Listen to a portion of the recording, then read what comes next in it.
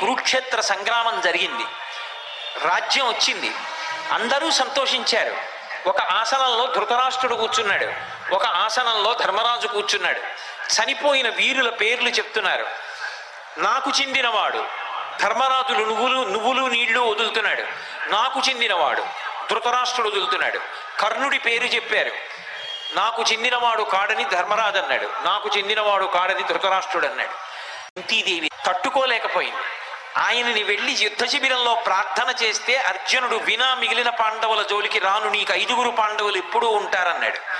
అటువంటి తన కొడుకుని జీవితంలో ఎప్పుడూ కన్యాసంతానం చెప్పలేకపోయింది. కనీసం నువ్వులు నీళ్లు దక్కట్లా, తట్టుకోలేకపోయింది. భోరున ఏడ్చి చెప్పేసింది, నా కొడుకి మీకు సోదరుడంది.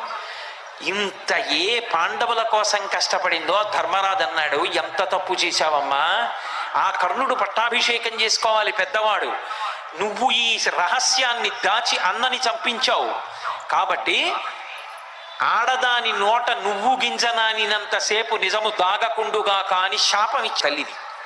ఎవరి కోసం కష్టపడిందో ఆ బిడ్డల వలన శాపం పొందింది.